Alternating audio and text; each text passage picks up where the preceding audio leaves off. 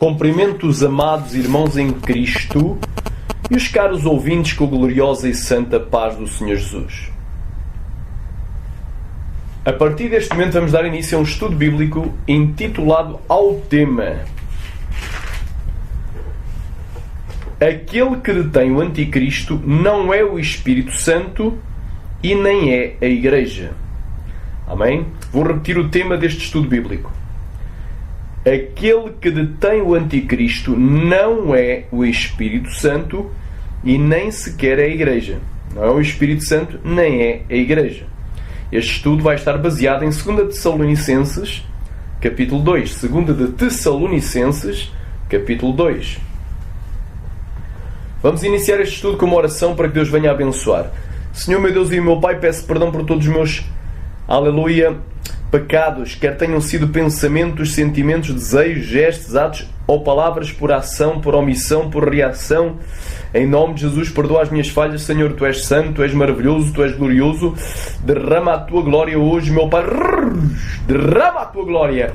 Quebra toda a corrente, amarra todo o demónio norte, sul, a leste e a oeste, repreende toda a legião de demónios, repreende toda a casta do inferno, destrói toda a obra de macumba, toda a obra da feitiçaria. Xalamagai, envia o teu anjo, meu Pai, porque tu dás ordens aos teus anjos, meu Pai, destrói toda a obra de maldição, vai repreendendo toda a enfermidade, toda a seta mandada, toda a amarração, toda a ofrenda, toda a obra de umbanda, quimbanda, candomblé, macumba, feitiçaria, voodoo, satanismo, idolatria, maldição, sul! Em nome de Jesus. Amém. Deus coloca aqui anjos para guardar, meu Pai, sobre os quatro ventos, amarra todo o mal, destrói toda a obra maligna, em nome de Jesus. Dá a vitória pelo sangue de Jesus. Amém? Glória a Deus. Hoje o tema é um pouco forte. Amém? O tema hoje é um pouco forte para a gente se fortalecer. Hoje já não é leitinho. Amém? Hoje é um alimento pesado. Aquele que detém o Anticristo não é o Espírito Santo e nem a Igreja. Portanto, isto é uma afirmação e vai ser o tema do estudo. Amém? Se nós lermos um texto fora do contexto, nós arranjamos pretexto para fazer heresias. Então nós vamos ler aquele texto que é muito utilizado fora do seu contexto para dizer que isto é o Espírito Santo ou que é a Igreja que impede que o Anticristo se manifeste, ou seja revelado. Segunda carta de Tessalonicenses, segunda epístola, ou segunda carta de Paulo aos Tessalonicenses, capítulo 2, e vamos ler do 6 ao 8. E agora vós sabeis o que o detém, para que a seu próprio tempo seja manifestado. Portanto, vós sabeis o que o detém a quem? Ao Anticristo, até que a seu próprio tempo seja manifestado, porque já o mistério da injustiça opera. Somente há um que agora o retém até que do meio seja tirado, e então será revelado o iníquo, a quem o Senhor desfará pelo espírito da sua boca e aniquilará pelo resplendor da sua vinda. Amém? Nós sabemos, irmãos, que um texto fora do contexto vira pretexto para heresias. Quem crê, diga aleluia. Quem crê, diga glória a Deus. Amém? A melhor maneira de entendermos quem é que está detendo quem, em 2 Tessalonicenses capítulo 2, do versículo 6 ao 8, é lermos o contexto inteiro. Ou seja, lemos o texto inteiro dentro do seu contexto. E sabemos que, embora que cada uma das palavras de Deus tenha sido totalmente ou plenamente inspirada por Deus, cada uma das palavras de Deus foi totalmente inspirada por Ele, conforme 2 de Timóteo, capítulo 3, versículo 16, toda a Escritura é divinamente inspirada e proveitosa para ensinar, corrigir, redarguir e instruir em justiça, para que todo homem de Deus seja perfeito e esteja perfeitamente instruído para toda a boa obra, no versículo 17. Então, a Bíblia também diz: nem só de pão viverá o homem, mas toda a palavra que sai da boca de Deus, Mateus 4:4. Em 2 Pedro capítulo 1, versículo 21, versículo 20 e 21 também diz: nenhuma profecia da Escritura é de particular interpretação. Portanto, é uma coisa particular ou peculiar, ou uma interpretação própria do indivíduo. Aleluia!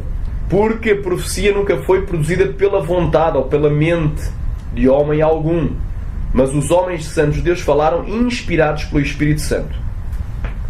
Então nós sabemos, toda a Escritura é divinamente inspirada. Toda a Escritura. Tudo o que antes foi escrito foi para o nosso ensino, para que pela paciência e consolação das Escrituras tenhamos esperança. Romanos 15:4. Portanto, embora cada uma das palavras de Deus tenha sido plenamente inspirada por Ele, todavia a divisão em capítulos e a divisão em versículos não foi. Sendo que por vezes se divide um capítulo onde não se devia dividir, e se divide um versículo onde não se devia dividir. Esta divisão em capítulos e a divisão em versículos veio muitos séculos mais tarde, ou seja, após o encerramento do cânon sagrado. A Bíblia Sagrada foi dividida em capítulos no século XIII, entre 1234 e 1242, pelo teólogo Stephen Langton, então bispo de Canterbury, na Inglaterra, e professor da Universidade de Paris, na França. A divisão do Antigo Testamento em versículos foi estabelecida por estudiosos judeus das Sagradas Escrituras, chamados massoretas. Com hábitos monásticos e ascéticos, os massoretas dedicavam as suas vidas à recitação e cópia das Escrituras, bem como à formulação da gramática hebraica e técnicas didáticas de ensino do texto bíblico. Foram eles que, entre os séculos IX e X, primeiro dividiram o texto hebraico do Antigo Testamento em versículos. Influenciado pelo trabalho dos massoretas no Antigo Testamento, um impressor francês chamado Robert d'Etienne dividiu o Novo Testamento em versículos no ano de 1551. D'Etienne morava então em Génova, Itália. Portanto, o que é que eu falei ao início? Eu falei que toda a Escritura é divinamente inspirada. Cada uma das palavras de Deus é inspirada. Mas a divisão que foi feita muitos séculos mais tarde,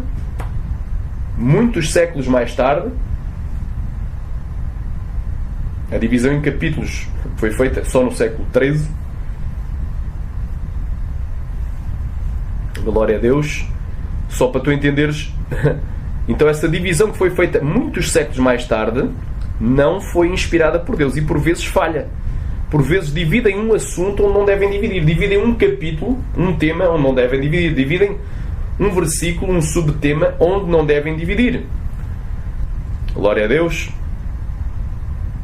Agora repara aqui um detalhe. Antigamente, nos dias de Paulo, no primeiro século da era cristã, em relação às cartas, havia o costume de que uma carta, quando era enviada a uma igreja local de cristãos, era lida por inteiro e, obviamente, sem nenhuma divisão entre capítulos e versículos.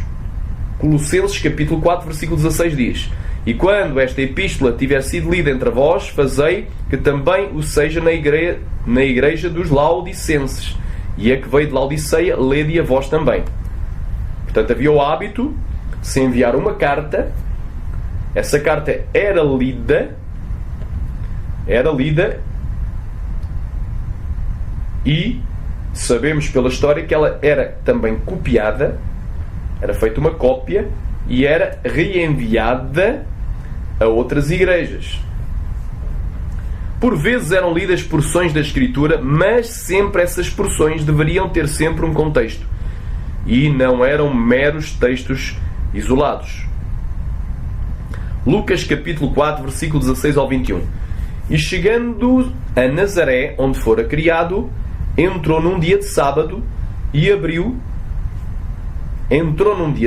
segundo o seu costume, na sinagoga, e levantou-se para ler. Quem? Jesus.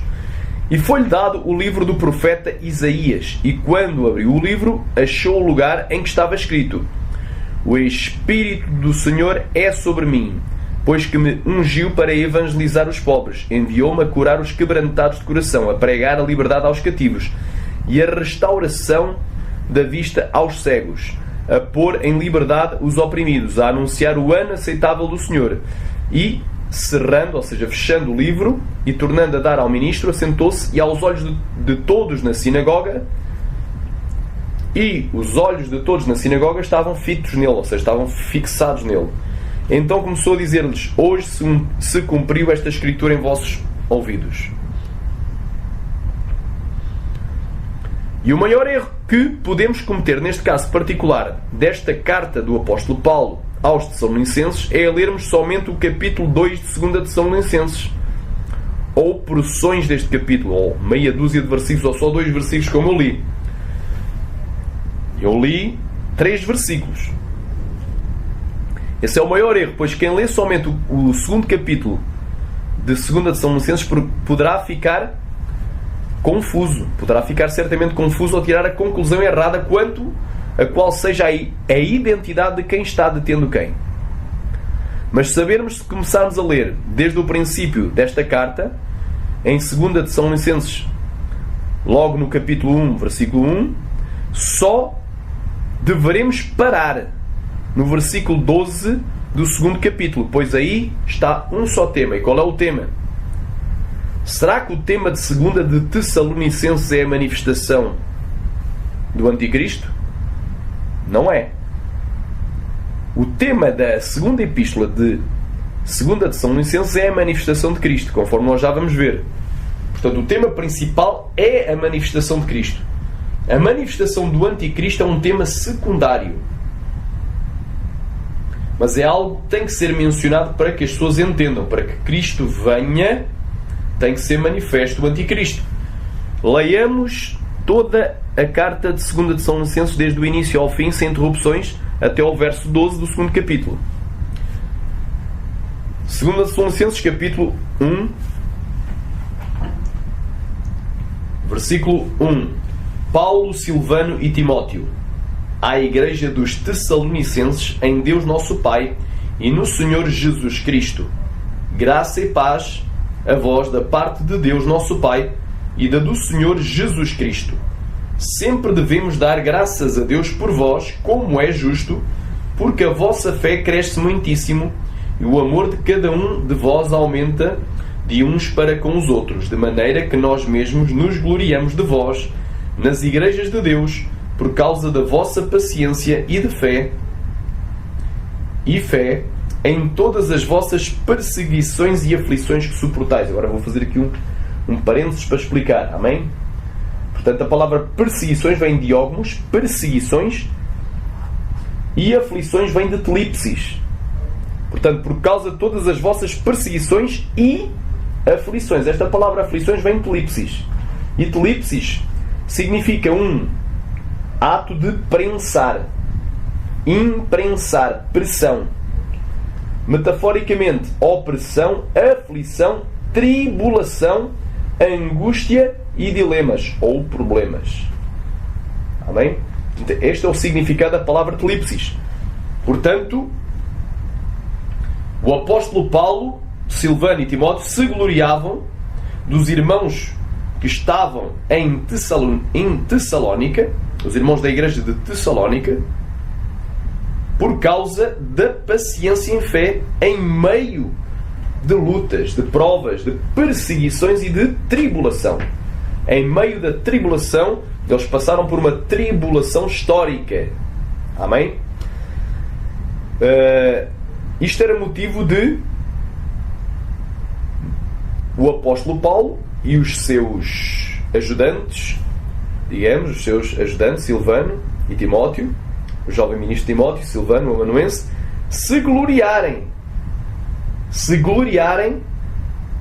porque eles, mediante, ou melhor, não obstante passarem por perseguições e por tribulações, eles conseguiam suportá-las com paciência e fé. Versículo 5.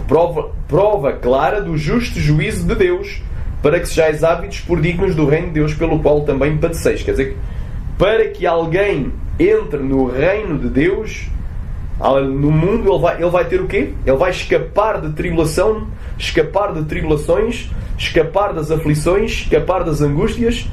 Não, Jesus disse: no mundo tereis tribulações, mas tende bom ânimo, eu venci o mundo. João 16:33. Então, que é bem claro. Quer dizer que para que a pessoa chegue ao céu, para que seja digno do reino de Deus, ele é necessário que padeça. Também está em 2 Timóteo 3,12: sabemos todos aqueles que desejam viver piamente, ou seja, puramente em Cristo Jesus, padeçam perseguições. Portanto,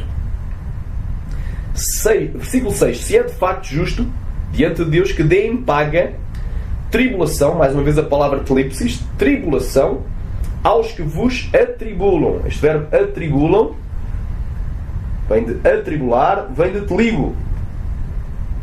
Telibo, que é o verbo, aleluia, que é a raiz de telipsis, telibo. Também prensar, como uvas que são prensadas, na prensa das uvas. Espremem ou espremidos. Pressionados, com firmeza. 2. Caminho comprimido, estreitado, contraído. 3. Metaforicamente, aborrecidos, afligidos, angustiados, atribulados. Uma pessoa atribulada passa por tribulação. Portanto, Deus estava falando aqui, aleluia, que é justo que Deus dê em paga, ou seja, em recompensa, tribulação àqueles que fazem com que os cristãos passem pela tribulação. Porque existe que atribulam, é os que fazem passar pela tribulação. Existe, irmãos, nas Sagradas Escrituras, sempre que a palavra telipsis ou telibo, que é a raiz de telibo, que é afligidos, ou telipsis, que é a aflição. Portanto, telibo é atribulados, do verbo atribular, e telipsis é o substantivo que quer dizer tribulação. Portanto, sempre que a tribulação ou a aflição vem sobre a Igreja, fiel, santa, e justa e verdadeira, é algo necessário. É necessário que a Igreja padeça por aflição, porque ela tem que ser provada para depois ser aprovada, para entrar no reino de Deus. Mas sempre que a palavra telipsis ou tribulação vem sobre os ímpios, ou vem sobre os crentes rebeldes, como o caso de Jezabel, lá no livro do Apocalipse, a falsa profetisa Jezabel, aí é uma punição contra os ímpios, os incrédulos e os rebeldes e desviados pecadores. Portanto, sempre que ela é aplicada à Igreja fiel, é uma permissão, uma prova que Deus permite que a Igreja tenha que passar. Mas sempre que ela é aplicada aos ímpios e aos rebeldes e aos desviados, é uma punição também. Aleluia. É uma aflição que Deus permite que eles passem, mas aí como punição. A Igreja, ela é provada para ser aprovada. Mas os desviados e os rebeldes incrédulos, eles passam por uma punição, por uma tribulação, como forma de punição. É isso que eu estava aqui a explicar. E a vós que sois atribulados, versículo 7, descanse connosco, quando se manifestar o Senhor Jesus, desde o céu com os anjos do seu poder. Portanto, aqui fala da vinda de Jesus, quando Ele se manifestar para arrebatar a Igreja, meu irmão. Bem claro. Olha aí.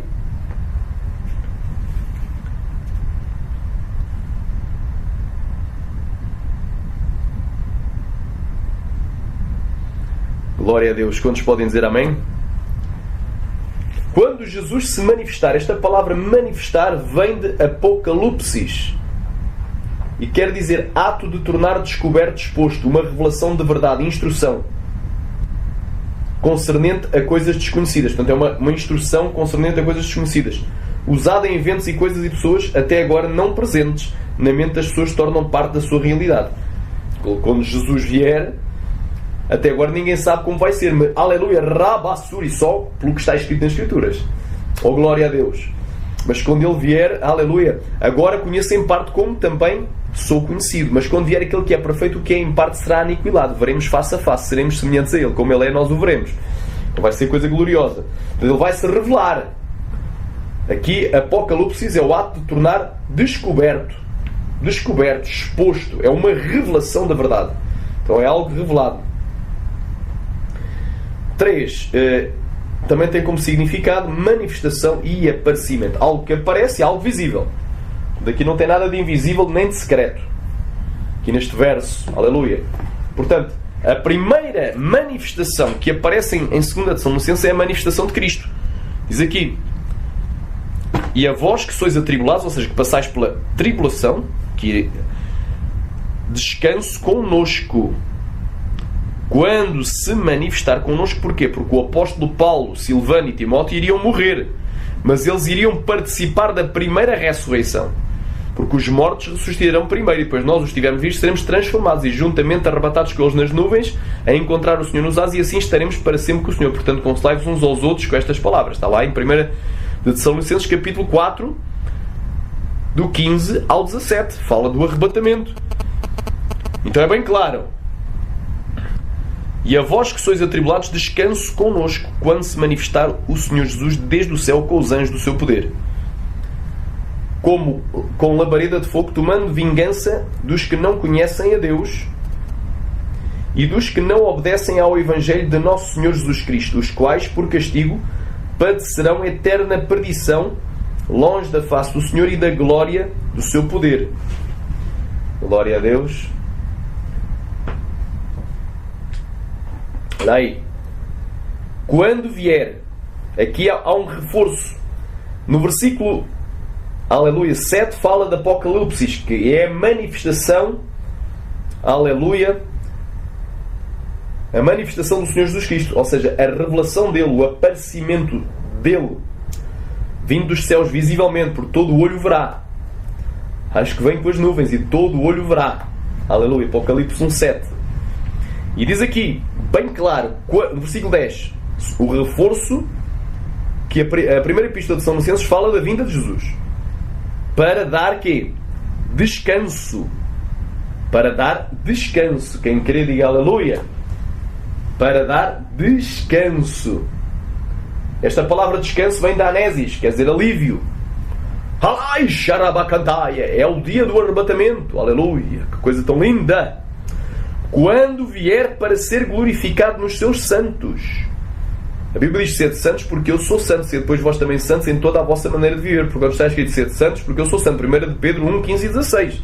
A igreja, ela é santa. Aleluia, glória a Deus. Quando vier para ser glorificado nos seus santos e para se fazer admirável aquele dia em todos os que creem, porquanto o nosso testemunho foi querido entre vós. Esta palavra vier tem a ver também com visibilidade. Vem de erkomai, do grego, vir de pessoas, vir de um lugar para o outro, usado tanto para pessoas que chegam como para aquelas que estão retornando, aparecer, apresentar-se, vir adiante do público. É uma coisa visível. Metaforicamente, vir a ser, surgir, mostrar-se, exibir-se, achar lugar ou influência, estabelecido, tornar-se conhecido, vir ou até ir seguir alguém. Tem vários significados, mas é sempre algo visível. Portanto, quando ele vier, quando ele aparecer, quando ele surgir, quando ele se manifestar. Então tu já estás a ver aqui que o tema da epístola não é a manifestação do anticristo, mas é a manifestação do Cristo. O tema principal da segunda epístola do apóstolo Paulo aos Tessalonicenses é a manifestação de Cristo. Glória a Deus, olha aí. Recapitulando, o versículo 7 e 10 que são chave para tu entenderes quando a gente continuar, porque isto tem uma continuidade. O capítulo 2 só deveria começar a partir do versículo 13 do segundo capítulo. Então tu vês que, glória a Deus, eles dividiram mal isto. Dividiram como se o capítulo 1 de 2 Tessalonicenses e o capítulo 2 fossem duas coisas em separado. Não houvesse nada nem não. É um só tema, meu irmão. Tu já vais ver o porquê. Portanto, em 2 Tessalonicenses 1,7 diz assim: e a vós que sois atribulados, ou seja, e a vós que passais pela tribulação, descanso connosco, quando se manifestar o Senhor Jesus desde o céu com os anjos do seu poder. Portanto, vai haver a manifestação de Cristo mais o descanso dos fiéis, que é igual ao arrebatamento da igreja. Hebreus capítulo 4, do 8 ao 11. Olha o que é que diz a palavra.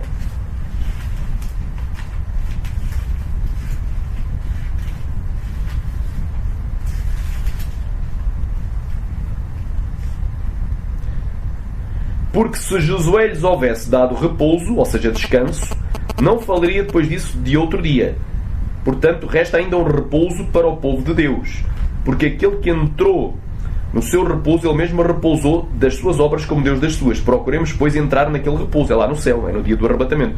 Para que ninguém caia no mesmo exemplo de desobediência. Amém? Versículo 10. Quando vier para ser glorificado nos seus santos e para se fazer admirável naquele dia em todos os que creem, porquanto o nosso testemunho foi querido entre vós. Portanto, a vinda de Cristo, aqui fala de vinda de Cristo, mais a glorificação dos corpos dos santos. Portanto, os mortos vão ressuscitar incorruptíveis e os vivos são transformados, e todos, vai ser igual ao arrebatamento da igreja. Portanto, vinda de Cristo, glorificação dos corpos dos santos, igual ao arrebatamento da igreja. Glória a Deus. Romanos, capítulo 8, do 14 ao 25. Glória a Deus. Tem aqui alguns versos muito importantes. Portanto, estamos aqui a discernir hoje a palavra de 2 Tessalonicenses, não é? Aquele que detém o anticristo não é o Espírito Santo, conforme tu vais ver, nem a igreja. Romanos, capítulo 8, do 14 ao 25.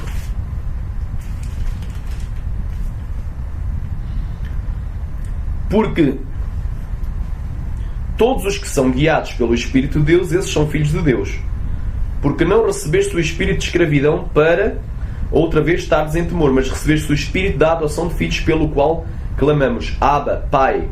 O próprio Espírito testifica com o nosso espírito que somos filhos de Deus. E se nós somos filhos, somos logo herdeiros também. Verdadeiramente herdeiros de Deus e co-herdeiros de Cristo. E se é certo que com Ele padecemos, para que também com Ele sejamos glorificados. Porque para mim, tenho por mim por certo que as aflições deste tempo presente não são para comparar com aquela glória que em nós há de ser revelada. Porque a ardente expectação da criatura espera a manifestação dos filhos de Deus. Porque a criação ficou sujeita à vaidade, não por sua vontade, mas por causa do que a sujeitou. Foi Adão. Na esperança de que também a mesma criatura seja libertada da servidão da corrupção para a liberdade da glória dos filhos de Deus. Porque sabemos que toda a criação geme e está juntamente com dores de parto até agora. E não somente ela, mas nós também. Mas nós mesmos, que temos as primícias do Espírito, também gememos em nós mesmos, esperando a adoção, a saber, a redenção do corpo. Então é o dia do arrebatamento, em que o corpo é transformado num corpo de glória. Porque em esperança fomos salvos. Ora, a esperança que se vê não é esperança, porque o que alguém vê, como também o esperará. Mas se esperamos o que não vemos, com paciência o esperamos. Palavra lindíssima. 1 de João.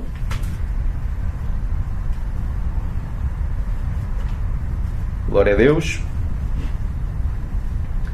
1 de João, capítulo 3, versículo 1 e 2. Vede com grande amor nos tem concedido o Pai que fôssemos chamados filhos de Deus. Por isso o mundo não nos conhece, porque não o conhece a Ele. Amados, agora somos filhos de Deus, e ainda não é manifestado o que havemos de ser. Mas sabemos que quando Ele se manifestar, seremos semelhantes a Ele, porque assim como Ele é, o veremos. Aleluia. Glória a Deus. Filipenses, capítulo 3, versículo 20 e 21. Portanto, Filipenses, capítulo 3, versículo 20 e 21.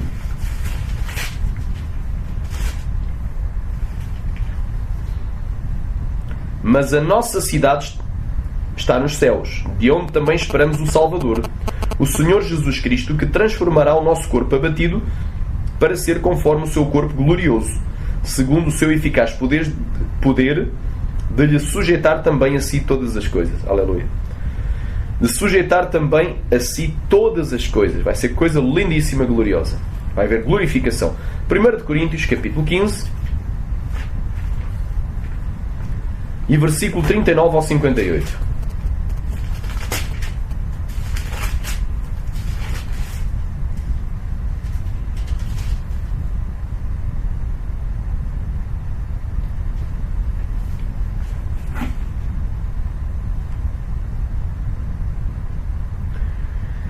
Aleluia. Nem toda a carne é uma mesma carne, mas uma é a carne dos homens, e a outra é a carne dos animais, e a outra é a carne dos peixes, e a outra a das aves. E há corpos celestes e corpos terrestres.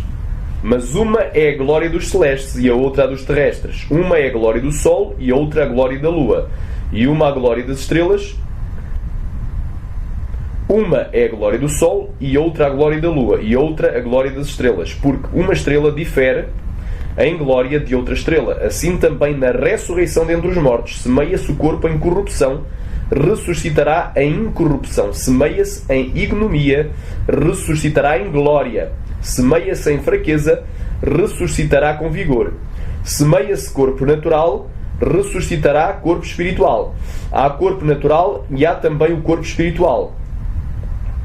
Assim também está escrito: o primeiro homem, Adão, foi feito em alma vivente, o último Adão em espírito vivificante.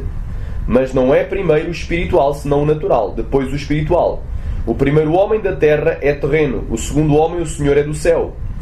Qual o terreno, tais são também os terrestres, e qual o celestial, tais os celestiais, tais também os celestiais. E assim como trouxemos a imagem do terreno, assim traremos também a imagem do celestial. E agora digo isto, irmãos, que a carne e o sangue não podem herdar o reino de Deus, nem a corrupção herdar a incorrupção. Eis aqui vos digo um mistério: na verdade nem todos dormiremos, mas todos seremos transformados, num momento, num abrir e fechar de olhos, ante a última trombeta, porque a trombeta soará e os mortos ressuscitarão incorruptíveis e nós seremos transformados. Porque convém que isto que é corruptível se revista de incorruptibilidade, e isto que é mortal se revista da imortalidade. E quando isto que é corruptível se revestir da incorruptibilidade, e isto que é mortal se revestir da imortalidade, então cumprir-se-á a palavra, está escrita: tragada foi a morte na vitória. Onde está, ó morte, o teu aguilhão? Onde está o inferno, a tua vitória? Ora, o aguilhão da morte é o pecado, e a força do pecado é a lei. Mas graças a Deus que nos dá a vitória por nosso Senhor Jesus Cristo. Portanto, meus amados irmãos, sede firmes e constantes, sempre abundantes na obra do Senhor, sabendo que o vosso trabalho não é em vão no Senhor. Apocalipse capítulo 1, versículo 13 e 16. Glória a Deus. Vamos para Apocalipse 1 para tu entenderes os mistérios da parte de Nosso Senhor. Aleluia. Apocalipse capítulo 1, versículo 13 ao 16. Amém? Vou ler o contexto do 12. E virei-me para ver a voz que falava comigo. Quem se virou? João. E virando-me, vi 7 castiçais de ouro. Portanto, 7 candeeiros ou candelabros de ouro. E no meio dos 7 castiçais, um semelhante ao Filho do Homem, vestido até aos pés de uma roupa comprida e cingido pelos peitos com um cinto de ouro. E a sua cabeça e cabelos eram brancos como a lã branca, como a neve, e os seus olhos como chama de fogo. E os seus pés semelhantes ao latão reluzente, como se tivessem sido refinados numa fornalha, e a sua voz como a voz de muitas águas. E ele tinha na sua destra 7 estrelas, e da sua boca saía uma espada aguda de 2 fios, e o seu rosto era como o sol, quando na sua força resplandece. Seremos semelhantes a ele, como ele é, nós o veremos. É coisa gloriosa. Continuando aqui, continuando a leitura de 2 Tessalonicenses.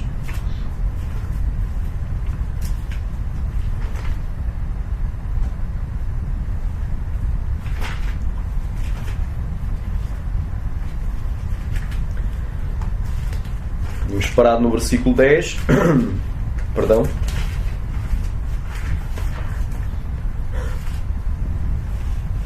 Do primeiro capítulo. Versículo 11. Por isso também rogamos sempre por vós, para que o vosso Deus vos faça dignos da sua vocação e cumpra todo o desejo da sua bondade e a obra da fé com poder, para que o nome de nosso Senhor Jesus Cristo seja em vós glorificado e vós nele, segundo a graça de nosso Deus e do Senhor Jesus Cristo. Ora, irmãos, rogamo-vos pela vinda de nosso Senhor Jesus Cristo e pela nossa reunião com Ele. Eu aqui não fiz pausa.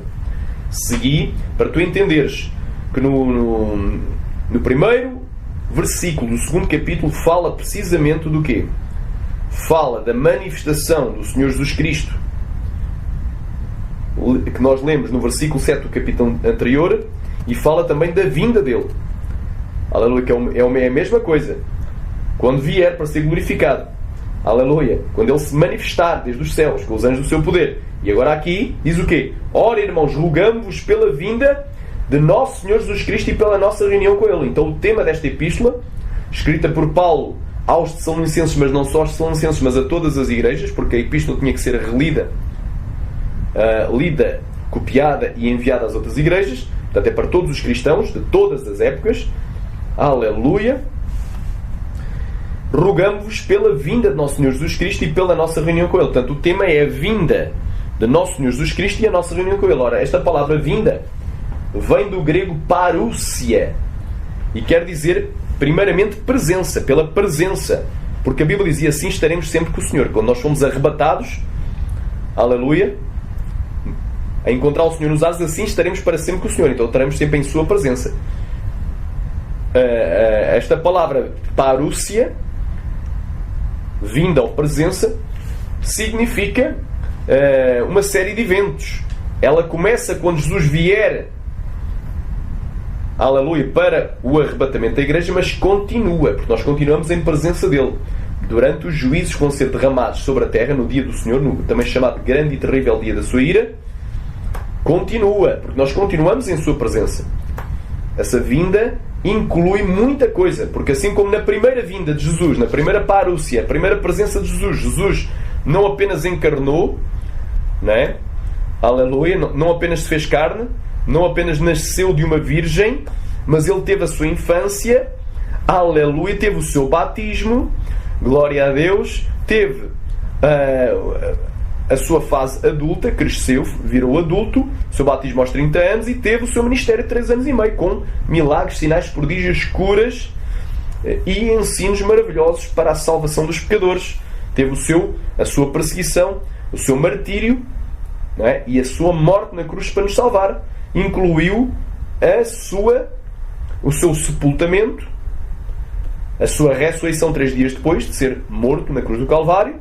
Incluiu 40 dias que ele se manifestou, que ele apareceu a muitos, até ao dia que ele foi recebido no céu.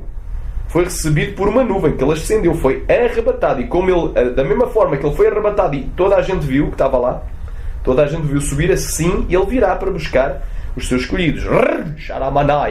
Do mesmo modo, foram os galileus, porque estáis olhando, do mesmo modo que o viste subir, do mesmo modo ele descerá, ele vai descer. Então eles viram-no subir, eles vão vê-lo descer. Não eles, mas os representantes deles, a igreja dos últimos dias. Aleluia. Então aqui é bem claro. O tema desta epístola é a vinda de Jesus, é a manifestação de Jesus, é a revelação de Jesus. Portanto, o tema principal desta epístola é a revelação ou a manifestação de Cristo, não é a manifestação do Anticristo. A manifestação do Anticristo é um tema importante, mas de segunda importância. Aleluia. Porque aqui havia questões nesta igreja.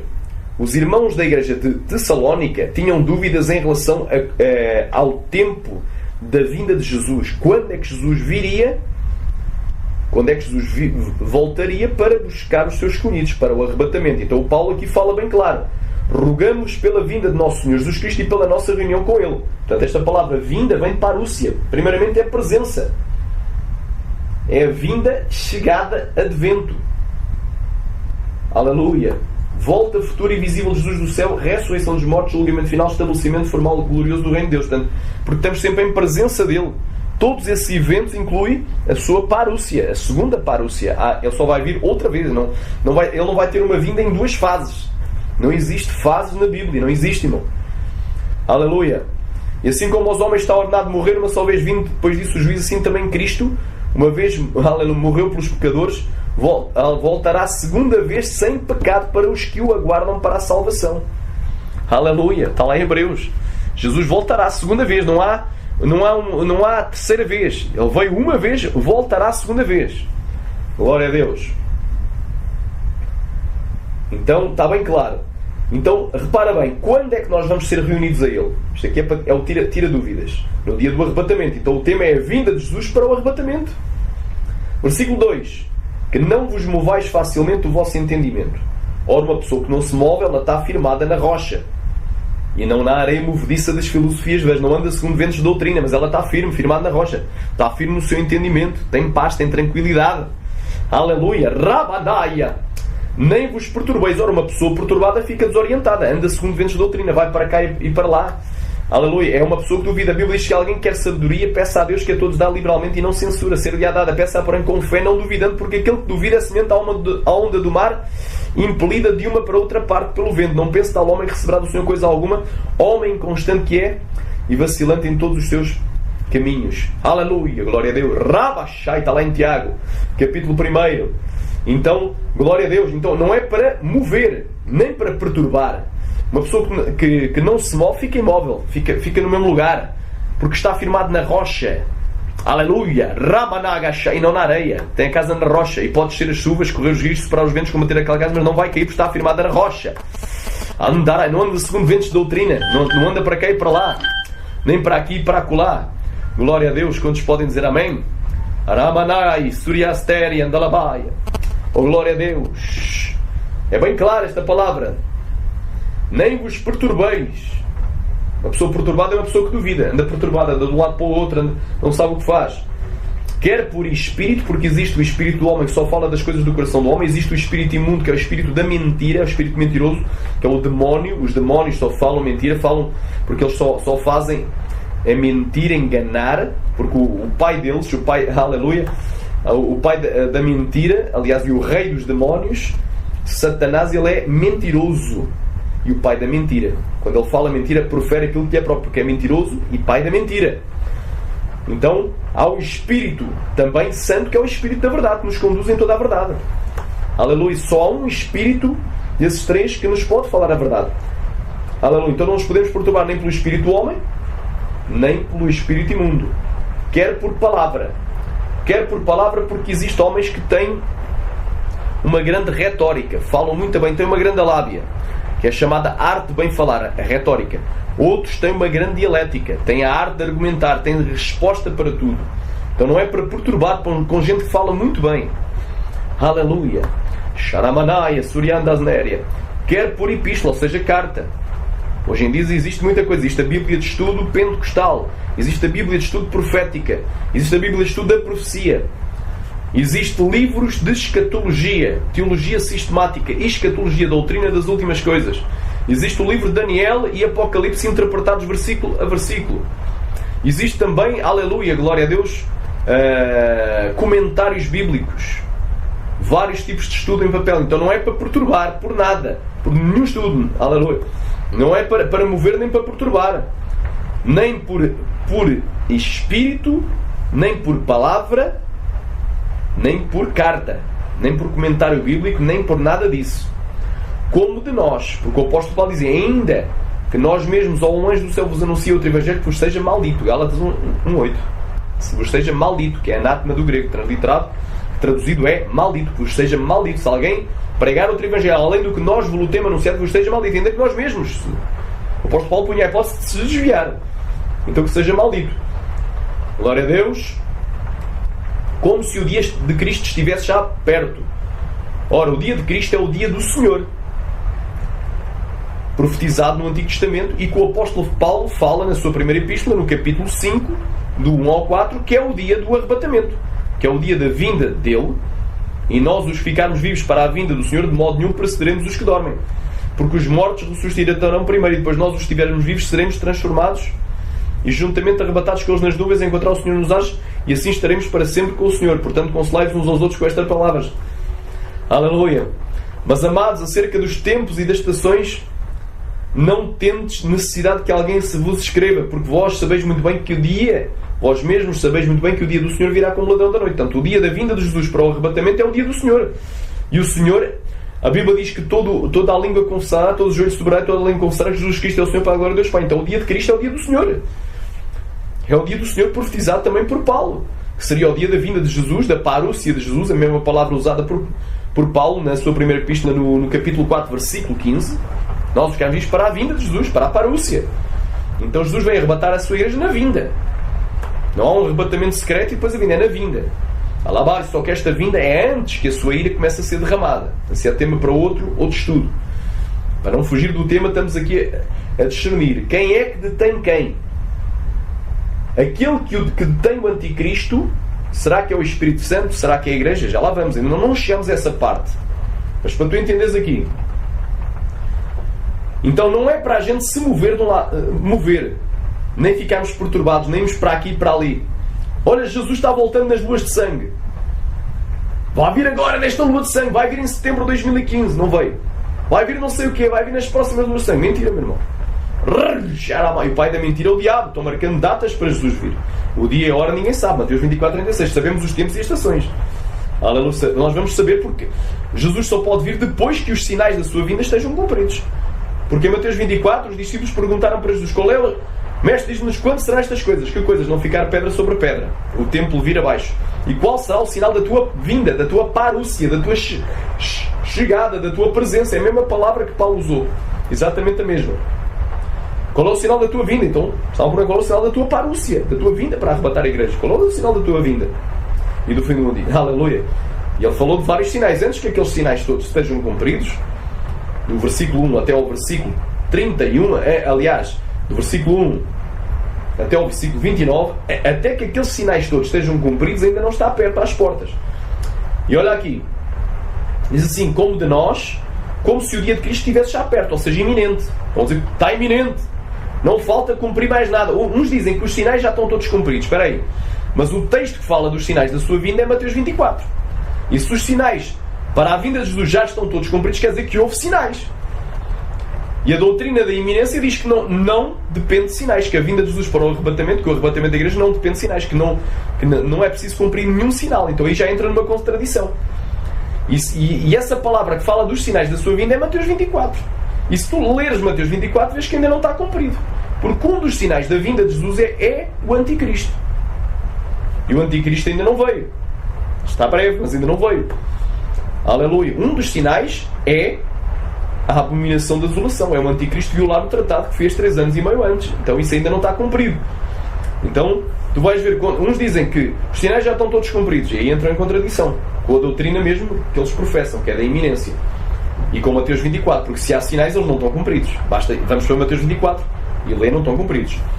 Então, aleluia. Outros dizem que não é preciso cumprir mais nenhum sinal. Aliás, não é preciso haver nenhum sinal. Não vai haver nenhum sinal, e que o arrebatamento pode ser a qualquer momento, pode ser agora neste segundo. Mas o que é que disse o apóstolo Paulo? Aleluia. Rogamos pela vinda do nosso Senhor Jesus Cristo e pela nossa reunião com Ele, que não vos movais facilmente do vosso entendimento, nem vos perturbeis, quer por espírito, quer por palavra, quer por epístola, como de nós, como se o dia do arrebatamento, que é o dia de Cristo, estivesse já perto, ou seja, estivesse já iminente, não faltasse mais nada. Ninguém de maneira alguma vos engane, ninguém. Mas é o profeta A, mas é o maior profeta, o grande e poderoso profeta de Deus, é o Mighty Prophet of the Lord. Aleluia. Não interessa, meu irmão. Ninguém de maneira alguma vos engane, ninguém. Mas é o apóstolo fulano tal, mas é o homem usado no dom da cura, dom da ciência, dom da revelação, é usado para a ressurreição, é usado nos 9 dons do Espírito Santo, é cheio de unção, pessoas são batizadas com o Espírito Santo, não interessa. Ninguém tem, mas é o meu pastor presidente, mas é o meu pastor disse que, mas é o profeta mas ele é doutor em teologia, não interessa. Ninguém de maneira alguma vos engane, porque não será assim. Agora aqui quando diz ninguém de maneira alguma vos engane, Deus me deu uma revelação em janeiro de 2015, em 5 de janeiro de 2015, se não me falha a memória, faltando 5 dias para acabar um propósito, 30 dias de jejum e oração. Deus me revelou que esta palavra é paralela a Mateus 24. O mesmo Espírito que estava em Paulo está em Cristo. Quando Cristo falou, no ano da sua morte, ele disse, aleluia, aleluia, aleluia, tendo cuidado que ninguém vos engane, ou acautelai-vos que ninguém vos engane. Jesus disse, acautelai-vos que ninguém vos engane, e o apóstolo Paulo diz, ninguém de maneira alguma vos engane, era o mesmo Espírito. Arai, chori, pandaraia. Porque não será assim. Não será assim o quê? A vinda de Jesus para a nossa reunião com Ele. Quando é que nós estamos reunidos Ele? No dia do arrebatamento, que é o dia de Cristo. Então, ninguém de maneira alguma vos engane, porque não será assim. Não será assim o quê? A vinda de Jesus para o arrebatamento. O arrebatamento não se dará sem que antes venha a apostasia, se manifeste o homem do pecado, o filho da perdição. Então tem que acontecer 2 coisas e não uma. Aqui Deus me revelou. Xaramanaia. Para que Cristo venha a arrebatar a igreja, primeiro tem que haver apostasia, que é um sinal interno dentro da igreja, que é o abandono da fé. A palavra apostasia,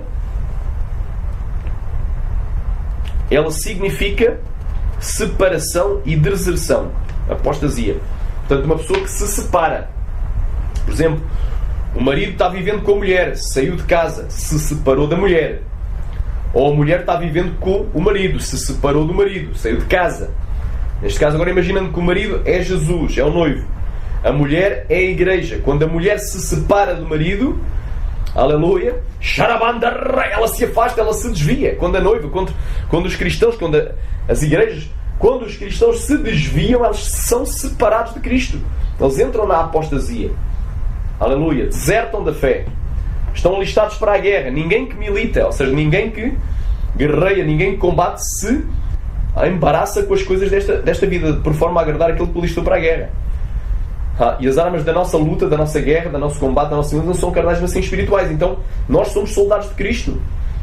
E aqui, claramente, o significado da apostasia foi uma palavra que veio do grego, transliterada para o português, exatamente o mesmo grego, apostasia. Ela significa separação. Uma pessoa que se quer separada de Cristo, está com Cristo. Estamos ao lado do noivo, fazemos parte da noiva, mas quando se desviamos, aliás, nos desviamos, somos separados de Cristo. E representa também deserção. Se nós somos guerreiros de Cristo, guerreiros de oração, de jejum, de santidade, quando nós, aleluia, desertamos, já não quero mais orar, jejuar, já não quero mais ir na igreja, já não quero mais ler a Bíblia, já não creio mais em Cristo. Aí nós desertamos, saímos do exército de Jesus e passamos para o exército de Satanás. Então aqui, a apostasia é bem clara. A apostasia não é uma remoção física da terra, nada disso. Como dizem alguns filhos do capeta, alguns teólogos endemoniados. Aleluia, cuidado. Rabadai, como dizem alguns endemoniados, e há alguns que aprenderam errado também. Tem pessoas que estão na carne, aprenderam errado. Irmão, para que Jesus venha tem que haver apostasia e a manifestação do filho da perdição. Tem que haver duas coisas e não uma. Só que há quem diga, para que Jesus venha, esta apostasia vem antes, né? E representa o arrebatamento da igreja. Mentira, meu irmão. A apostasia não é o arrebatamento da igreja. A apostasia é o abandono da fé. É uma deserção da fé. A pessoa até pode estar aí na igreja, mas a igreja já se corrompeu. A igreja que pregava contra a minissaia agora já pode usar minissaia. A igreja que pregava contra a bebida alcoólica agora já pode beber bebida alcoólica. Porque isso aí agora... isso são usos e costumes, isso é cultura. E nós não podemos pregar contra as culturas. A igreja que pregava contra o homossexualismo agora já admite o casamento gay dentro da... Então é isso que está a acontecer. A igreja que não permitia danças agora já pode dançar. Porque diz, como Miria dançou, só que eles esquecem-se de uma coisa. Devemos louvar e salmodiar a Deus com salmos, cânticos espirituais, não é com coisas carnais. Não é com danças. Quando Moisés viu as danças, quebrou as tábuas da lei. Aleluia, quebrou a aliança com o povo de Deus. Então as igrejas estão trazendo inovações e não estão trazendo novidades. Palhaços dentro das igrejas, circo, palhaços, desfiles de moda, salão de beleza, tudo isso é mundanismo. A igreja apostatou. Uma igreja que tem salão de beleza, tem desfile de moda, tem palhaços, tem baladas gospel e tem estilo discoteca gospel para jovens, vende bebida alcoólica dentro da própria... A igreja já apostatou. Faz da igreja casa de venda. Em pleno, aleluia, Rabandarabadaia, Suriacastéria, oh glória a Deus, Sharamanai, Suriandalamaia. Então a apostasia já veio. O que é que falta agora para que Jesus venha arrebatar a igreja? Falta só a manifestação do homem do pecado. Rabandagadoria Palaia, Suriacastéria, olha aí, aleluia. E se manifesta o homem do pecado, filho da perdição, uma coisa e mais outra. Agora, como é que eu te posso provar que esta apostasia aqui não é o arrebatamento? Não é. Não é, meu irmão? Xarabandaraia. Portanto, a vinda do Senhor para arrebatar a igreja, aleluia, não se dará. Não será assim. A vinda de Jesus para a nossa reunião, que ele não será assim, ou seja, o arrebatamento não se dará sem que antes venha a apostasia. Uma frase anularia a outra. Então quer dizer que a vinda de Jesus para sermos arrebatados para o arrebatamento não pode vir sem que antes venha o arrebatamento. Aí uma frase anularia a outra. Deus não é Deus de confusão, meu irmão. Então esses teólogos, alguns são endemoniados, outros são oprimidos por Satanás, outros estão na carne e aprenderam errado. Estão-te enganando, meu irmão. Apostasia e abandono da fé. Como é que eu posso provar isso? Atos, capítulo 21, versículo 21. Porque há 3 regras para interpretar a Bíblia. Primeira regra, a Bíblia se interpreta pela própria Bíblia. Segunda regra, o texto tem que ser visto dentro do seu contexto. Terceira regra, a Bíblia não se contradiz. Então vamos aqui a Atos 21, 21. Que eu creio que é o único local onde eu encontrei a palavra apostasia na Bíblia. Pode haver mais, mas é o único que eu encontrei. Atos 21, 21. E vamos ver o que é que significa aqui em Atos 21, 21. Para saber se é um arrebatamento. Se esta apostasia é um arrebatamento. Atos 21, 21. Olha aí o que é que diz. E já acerca de ti foram informados de que ensinas todos os judeus que estão entre os gentios a apartarem-se de Moisés, dizendo que não se devem circuncidar, que não devem circuncidar seus filhos, nem andar segundo o costume da lei. Portanto, Paulo estava ensinando os judeus que estavam no meio dos gentios a apartarem-se de Moisés. Ele era acusado de ensinar eles a apartarem-se de Moisés. Ou seja, esta palavra apartarem-se, apostasia. Ou seja, separarem-se de Moisés, desertarem de Moisés e aceitarem a Cristo, obviamente. Não se deviam circuncidar, porque agora o que se devia circuncidar é o coração. E agora já não andamos segundo a lei de Moisés, mas segundo a lei de Cristo. Aleluia! Rapa kamanai! Fazendo assim cumprireis a lei de Cristo. Glória a Deus. Então repara, apartarem-se de Moisés é o quê? Ser arrebatados? Sair da terra? Não. Aleluia! Desertarem. Já não fazer parte do judaísmo, mas agora do cristianismo. Aleluia! Desertarem daquela religião. Aleluia! Ramanai, surikantai. Se separarem. Estão separados de Moisés, entre aspas, ou seja, da lei de Moisés, mas agora estão unidos à lei de Cristo. Quantos podem dizer amém? É o texto dentro do contexto. E não te esqueças de uma coisa, que esta palavra apostasia, 646, vem de uma raiz em grego que é apostasion. Este apostasion é divórcio. Primeiro, algo separativo, ou algo que faz separação. Segundo, divórcio. Então tem a ver com divórcio, não tem a ver com arrebatamento. A raiz é apostasion, quer dizer, um dos significados de divórcio. Alabai. E nós se divorciamos de Cristo quando fazemos coisas pecaminosas. Quando entramos na carne, fazemos as obras da carne e nos tornamos inimigos de Deus. Quando amamos o mundo e o amor do Pai deixa de estar em nós. Quando trazemos o mundo para dentro da igreja, trazemos danças, trazemos desfiles de moda, salões de beleza, trazemos os esmalte, as pinturas, os piercings, as tatuagens, todo o tipo de enfeite exterior, as joias para dentro da casa do Senhor. Raixolabadaia! Quando trazemos o futebol, que é coisa do mundo, que é o maior espetáculo, o maior desporto do mundo. Quando trazemos desportos de competição, onde há contenda, quando trazemos muitas outras coisas. Agora tem aqui a igreja que tem time de futebol, igreja que tem taberna, tem tudo. Tudo o que é do mundo, tem discoteca, pode vestir de qualquer maneira, pode beber bebida alcoólica, pode comer coisas com sangue, pode comer o que quiser, pode comer das coisas sacrificadas aos demónios, pode vestir sensualmente, pode andar enfeitada que nem uma Jezabel. Aleluia! Ramanai Shurikan Talabastere. Já não há mais doutrina, já não há mais santidade nas igrejas. Então, a apostasia já a vês por toda a parte. Até a igreja de gays tem, de homem com homem, e de mulher com mulher, de lésbicas.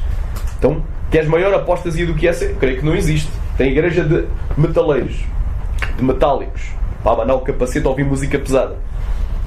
Quando a Bíblia diz que devemos louvar a Deus com salmos, cânticos e hinos espirituais. Então tem tudo, tem igreja que vira discoteca. Agora vamos fazer uma coreografia, uma dança para aqui, uma dança para ali. Está o pregador a pregar, estão as meninas lá a bailar, a requebrar o esqueleto e a mostrar as redondezas, as formas sensuais do seu corpo, e o povo distraído olhando, ai tão bonito, e distraindo da mensagem. O diabo veio para distrair. Outra coisa que eu prego contra, que eu exorto os pastores, irmão.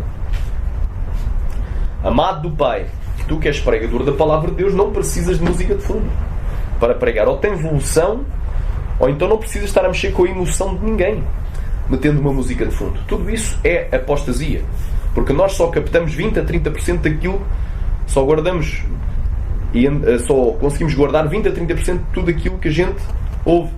Só conseguimos entender, aleluia, de uma só fonte sonora. Agora se for duas, está o pregador e está a música de fundo, já nem 20%, se calhar nem 10%.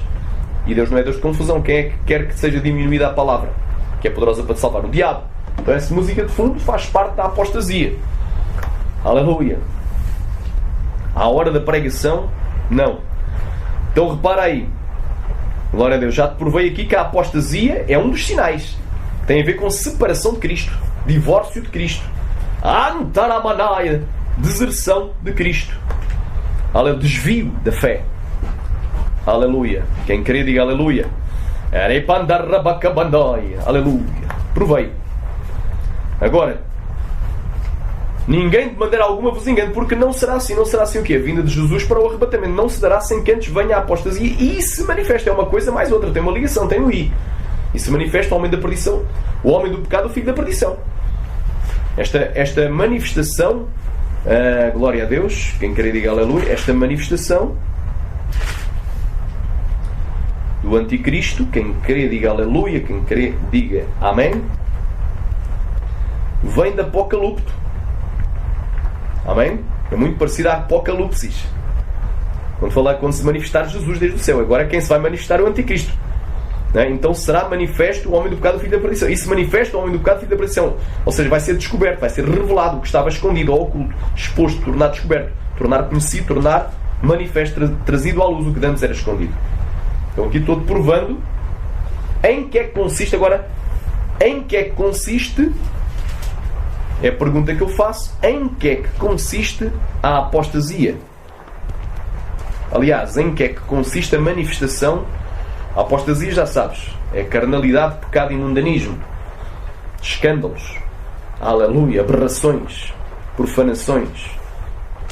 Agora, é assim, em que é que consiste a manifestação? Portanto, a manifestação do anticristo consiste basicamente em duas coisas, que aqui vêm mencionadas.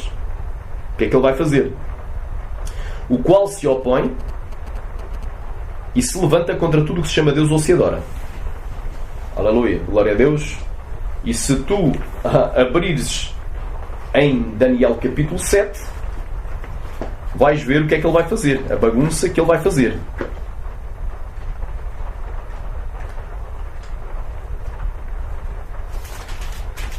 Daniel capítulo 7 diz assim: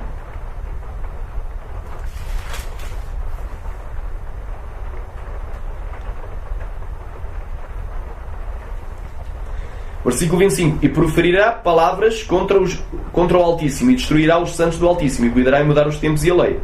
E eles serão entregues em sua mão por tempos e metade de um tempo. Portanto, ele vai destruir os santos do Altíssimo. Ele vai... Agora, Apocalipse 13.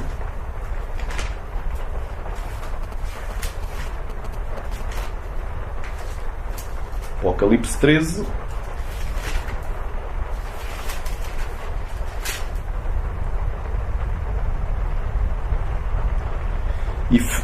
E foi-lhe permitido fazer guerra aos santos e vencê-los.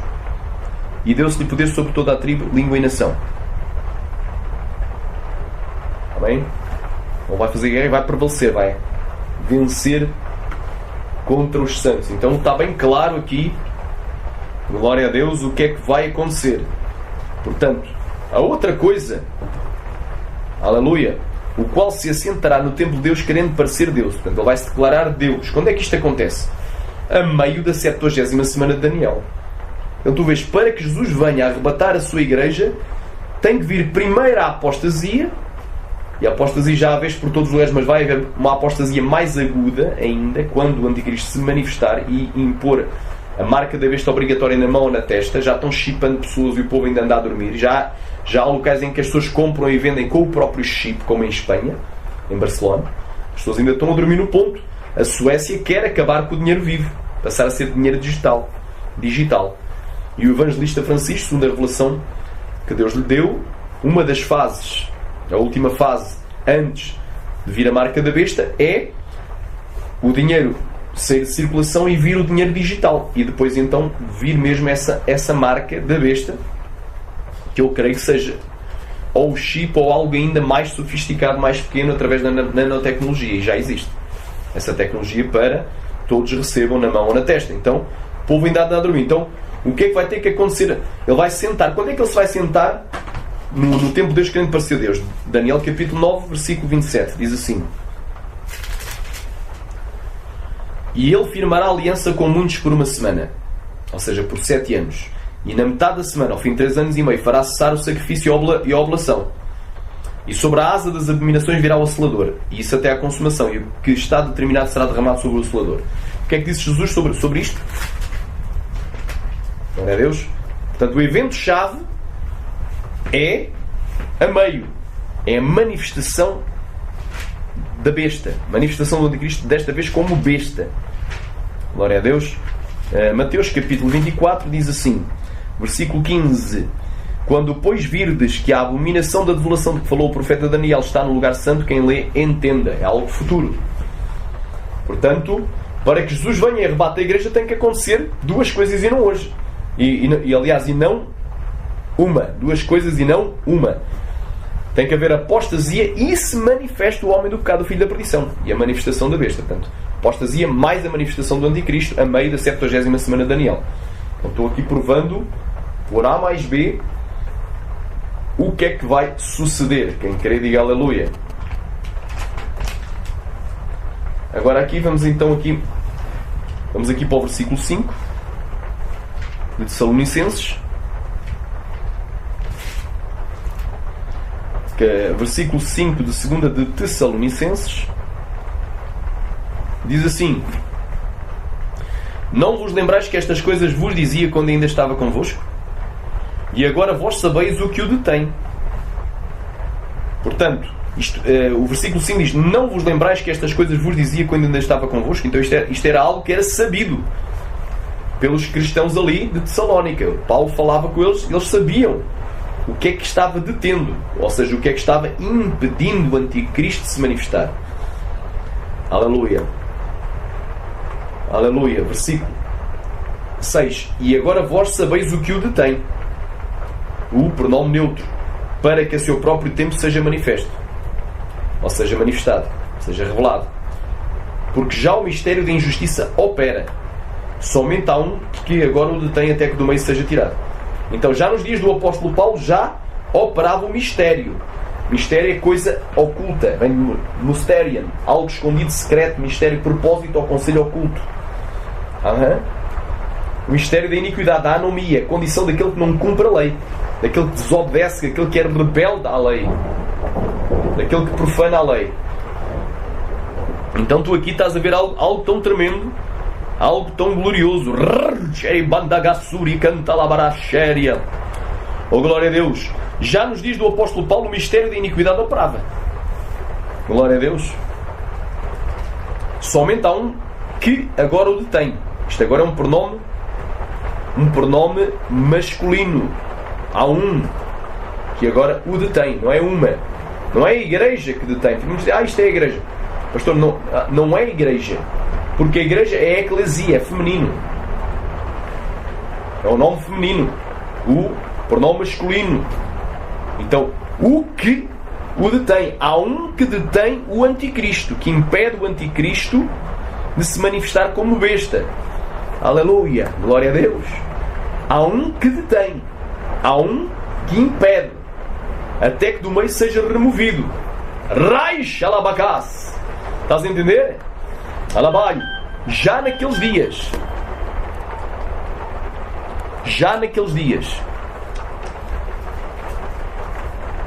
havia um propósito, um conselho de iniquidade, um mistério de iniquidade, para ir preparando o caminho para o anticristo. Ou seja, havia um preparo. Glória a Deus. E diz aqui: então será revelado o iníquo. Será revelado o iníquo. Quem querer, diga aleluia. Então será revelado o iníquo, a quem o Senhor desfará pelo Espírito da sua boca e aniquilará pelo resplendor da sua vinda. Quem querer, diga aleluia. Quem querer, diga amém. Agora, voltando um pouquinho atrás. Somente há um que agora o retém até que do meio seja tirado. Amém? Retém, vem de kateco, que quer dizer não deixar ir, reter, deter, conter, impedir, aquilo que impede o anticristo de manifestar-se. Amém?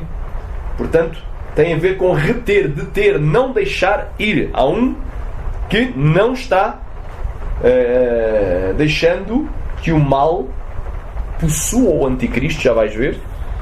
Aleluia. Que o diabo possua Satanás a meio da 70ª semana de Daniel.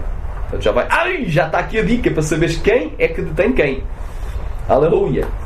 Aleluia. Será que aquele que detém o anticristo é o Espírito Santo? Já vais ver que não. Será que é a igreja? Não. A igreja já disse que não é, porquê? Porquê é que não é a igreja? Vamos recapitular, vamos um pouquinho mais para trás. Se para que, diz assim, se para que Jesus venha e arrebate a sua igreja, não é? Porque o que é que disse Paulo? Ninguém de maneira alguma vos engane. Portanto, o dia de Cristo não está iminente. Não está? Não pode ser já agora, neste segundo. Ninguém de maneira alguma vos engane, porque não será assim. Não será assim o quê? A vinda de Cristo. A vinda de nosso Senhor Jesus Cristo para a nossa reunião com Ele. O arrebatamento não se dará sem que antes venha a apostasia e se manifeste o homem do pecado, o filho da perdição. Então, para que Jesus venha e arrebate a igreja, para que haja arrebatamento, antes disso tem que acontecer a apostasia e a manifestação do homem do pecado, o anticristo. E quando é que ele se manifesta? Exatamente a meio da 70ª semana de Daniel. Exatamente ao fim de 3 anos e meio. Primeiro ele vai vir como um bom político, como um homem bonzinho, com bons propósitos, propósito de unificação, de paz. Ele vai prometer paz, vai prometer segurança, vai prometer prosperidade, saúde, benefícios do chip na saúde, cuidado aí, segurança para não ser sequestrado, mete um chipzinho, mas aí o teu nome é apagado do livro da vida, aleluia. Então já estás a entender. Glória a Deus. Então espera aí, é impossível, se no versículo 3, dentro do contexto, ou seja, se em 2 Tessalonicenses 2, do 1 ao 3, para que Cristo venha e arrebate a igreja, é necessário que primeiro venha o anticristo, se manifeste o anticristo, o homem do pecado, o filho da perdição. Seria impossível que no versículo 6 ou 8, para que o anticristo se manifeste, Cristo tivesse que se manifestar primeiro e arrebatar a sua igreja, levar a sua noiva. Estaríamos com outra contradição, e Deus não é Deus de confusão, senão de paz, como convém em todas as igrejas dos santos. 1 Coríntios 14, 33. Então estou-te provando aqui que a igreja não pode ser. Não pode ser porquê? Porque a igreja é um nome feminino. E aquele que o detém, o que o retém, o que o detém, é um pronome masculino. Portanto, é algo masculino. Não é a igreja, não é feminino, é masculino. Então não é. E aqui vimos o texto dentro do contexto, que se no versículo 6 ou 8, segundo São Licenses, aquele que detém o anticristo, impede o anticristo de se manifestar, fosse a igreja, ser arrebatada, vir Jesus e arrebatar a igreja, então isso entraria em contradição, porque para que Jesus venha e arrebate a igreja, o anticristo tem que vir primeiro. Precisamente no versículo 3, do mesmo capítulo. Então estou aqui a provar, aleluia, isto vai ter esta ordem. Primeiro, está aqui esta pilha. Primeiro, aquele que impede, que detém o anticristo, que retém, aquele que o detém, aquele que impede o anticristo, tem que ser removido do meio. Para que depois venha o anticristo, se manifesta o homem do pecado, o filho da perdição. E só depois Jesus vem, que se dará a vinda do Senhor, a vinda do Senhor e a nossa reunião com ele, o arrebatamento. Então são 3 coisas. Primeiro, aquele que detém, o anticristo. Depois, o anticristo, porque o que detém vai ser removido. E em terceiro lugar, Jesus vem. Ninguém de maneira alguma vos engane, porque não será assim o quê? A vinda do nosso Senhor Jesus Cristo. Aqui o terceiro. Sem que primeiro venha a apostasia e se manifeste. Este aqui segundo. O homem do pecado, o filho da perdição, o qual se levanta contra tudo, chama Deus ao Ciador, de sorte que se assentará no templo de Deus, querendo parecer a Deus. Isto exatamente a meio, ao fim de 3 anos e meio. A meio da 70ª semana de Daniel. Então estou-te aqui provando que ele a meio vai fazer cessar a oblação e a oferta. Glória a Deus. Então estou-te aqui a provar que não é a igreja. Já provei que não é a igreja. Glória a Deus. Então, continuando aqui. Então será revelado o iníquo, versículo 8, a quem o Senhor desfará pelo espírito da sua boca e aniquilar pelo esplendor da sua vinda. Vamos aqui para o versículo 8. Glória a Deus. E vai dando glória a Deus. Já estás a aprender que realmente é impossível que seja a igreja. Deus não é Deus de contradição nem de confusão. 2 Tessalonicenses. Glória a Deus. Agora aqui o versículo 8. Vamos estudar este versículo aqui. Glória a Deus. Então vai ser apocalipto, vai ser descoberto, vai ser revelado o iníquo, a quem o Senhor, glória a Deus, vai gastar, vai consumir. Consumir, gastar, destruir. Amém? Porque aqui começa o dia do Senhor. E as pragas, quando Jesus vem e arrebata a igreja, aleluia, após o sinal do sol e na lua, o sol escurecer e a lua se tornar da cor do sangue, conforme Apocalipse capítulo 6, após a abertura do 6º selo do Apocalipse, depois da tribulação daqueles dias, o que é que acontece? Deus começa a derramar a ira dele sobre o anticristo. Quer dizer que ele vai continuar no poder, porque foi-lhe dado o poder para reinar durante 42 meses, 3 anos e meio, 1260 dias, que é os 3 anos e meio finais. Todavia, o poder dele vai ser, aleluia, Sharamanai, diminuído. Ele vai continuar no poder, a reinar durante aqueles 42 meses, mas a sua autoridade vai ser arrasada, porque Deus vai começar a gastar. Esta palavra aniquilar do grego analisco é gastar. Deus vai começar a consumi-lo, a gastá-lo, a destruí-lo. Alabantarabandai, oria pelo resplendor da sua vinda. Porque quando Jesus veio, arrebata a igreja, logo após é soada a 7ª trombeta, logo após é soada, logo após é aberto o 7º selo, e então são vistos 7 anjos com 7 trombetas e começam a ser soadas as trombetas. E os juízos começam a ser derramados, aleluia, sobre a besta. Olha aí, só para tu entenderes como vai ser grave. Quando chegarmos à segunda fase da ira de Deus, à ira final de Deus, à ira inicial, que são as 7 trombetas, e a ira final, que são as 7 taças, são as 7 últimas pragas, diz em Apocalipse 16 o seguinte: e ouvi vinda do templo uma grande voz que dizia aos 7 anjos: ide e derramai sobre a terra as 7 taças da ira de Deus. E foi o primeiro e derramou a sua taça sobre a terra, e fez-se uma chaga má e maligna nos homens que tinham o sinal da besta e que adoraram a sua imagem. Então aqui os adoradores, os seguidores, os apoiantes do anticristo vão começar a sofrer. Aleluia, glória a Deus. E olha aí, Ramanai Surikantalabaya. Oh, glória a Deus. Quem crê diga aleluia. Então tu vês, aleluia. Então tu vês que vai ser coisa terrível, não? Versículo 10. E o 5º anjo derramou a sua taça sobre o trono da besta, e o seu reino fez-se tenebroso, e eles mordiam as suas línguas de dor. Então o anticristo e os seus apoiantes, o falso profeta, vão morder as suas línguas de dor. Aleluia, glória a Deus. Vai ser tenebroso o seu reino. Quer dizer que o anticristo ainda está no poder, mas já está sofrendo a ira de Deus, já está sendo aniquilado, já está sendo destruído, porque Jesus já arrebatou a sua igreja antes, aleluia, após a abertura do 6º selo do Apocalipse, aleluia, e antes de derramar a sua ira, em Apocalipse capítulo 8, alabaindaraya surikanta alamanaya. Glória a Deus. Então, crer nesta mensagem é uma mensagem da parte de Deus para a tua vida. Deus está se revelando a ti de uma forma tremenda, de uma forma gloriosa, de uma forma santa. Aleluia, glória a Deus. Quantos podem dizer amém?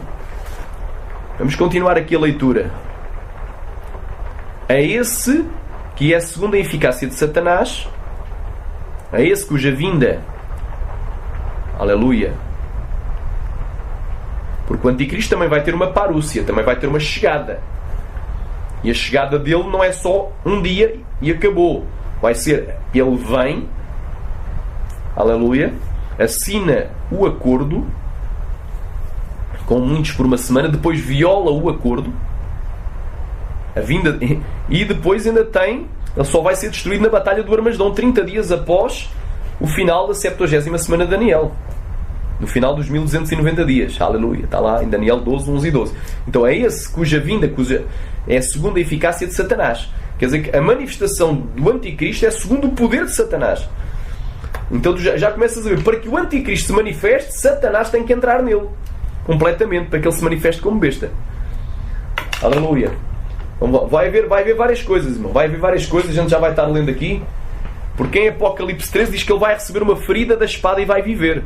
Vai haver uma aparente ressurreição, e aí o corpo vai subir um espírito do abismo e vai possuir o corpo inerte do anticristo, simulando uma ressurreição. E ali ele se manifesta como besta. Lhe é dado, o dragão dá o seu poder à besta, e lhe é dado em Apocalipse 13 poder para reinar durante 42 meses, exatamente 1260 dias. A segunda metade da 70ª semana de Daniel. Então, quer dizer que a manifestação da besta é a segunda eficácia de Satanás, com todo o poder, sinais e prodígios de mentira. Ele vai fazer milagres e prodígios de mentira, e com todo o engano de injustiça para os que parecem, porque não receberam o amor da verdade para se salvarem. E por isso Deus lhes enviará a operação do erro para que creiam na mentira. Ou seja, eles não vão reconhecer nem o anticristo, aleluia, os que amam a injustiça, não vão reconhecer nem que o anticristo é realmente o anticristo, nem vão reconhecer o que a marca da besta, na mão ou na testa, os levará para o inferno. E por isso Deus lhes enviará a operação do erro para que creiam na mentira, para que sejam julgados todos os que não creram na verdade, antes tiveram prazer na iniquidade. E aqui terminaria o primeiro tema da segunda epístola. Aqui é que devia iniciar-se o capítulo 2. Aleluia, glória a Deus. Aqui é que se devia iniciar o capítulo 2, porque ele depois vai começar a dar graças. Mas devemos sempre dar graças a Deus por vós, irmãos, não sei quem nos ter elegido. Então tu vês que aqui termina. Então foi lido. E agora eu vou-te dizer, muita gente diz que aquele que impede o anticristo de se manifestar, já vimos que não é a igreja, porque para que Cristo venha e rebate a igreja, o anticristo tem que se manifestar primeiro. Está lá em 2 Tessalonicenses capítulo 2, versículo 3. Ninguém de maneira alguma vos engane, porque não será assim. A vinda de Jesus para o arrebatamento não será. O arrebatamento não acontecerá sem que antes venha a apostasia e se manifeste. O homem do pecado, o filho da perdição. Tem que acontecer essas duas coisas para que depois Jesus venha e arrebate a igreja. Então, a igreja não é, e o Espírito Santo também não é. O Espírito Santo, porque eles dizem que aquilo que está impedindo o anticristo de se manifestar é o Espírito Santo, porque o Espírito Santo habita nos cristãos e quando a igreja for arrebatada, o Espírito Santo sai juntamente com a igreja e abre lugar para que o anticristo seja manifestado. Amém? Vamos então agora ver se isso tem alguma base, alguma lógica. Amém? Eu te digo que o Espírito Santo não pode ser retirado da terra durante a grande tribulação, porque um pronome, não é? O que o detém, não é? Vem no lugar do nome.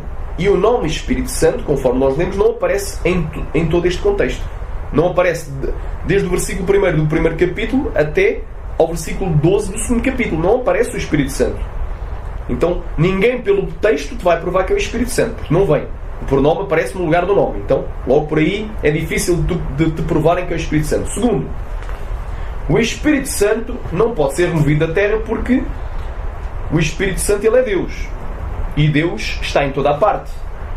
Aleluia. Se o Espírito Santo fosse removido da terra durante aquele período, não é?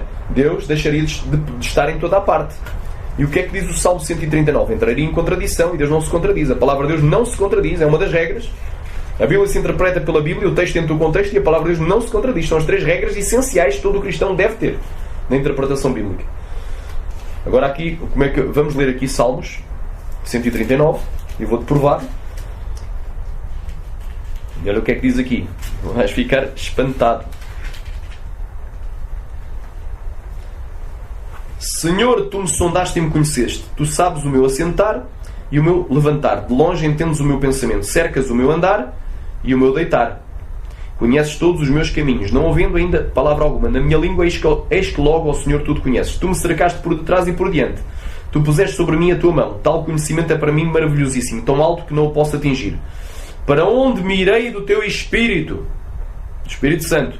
Ou para onde fugirei da tua face? Se eu subir ao céu, lá tu estás. E se eu fizer no inferno, portanto, no Sheol, no Hades, no abismo, a minha cama, eis que tu ali estás também.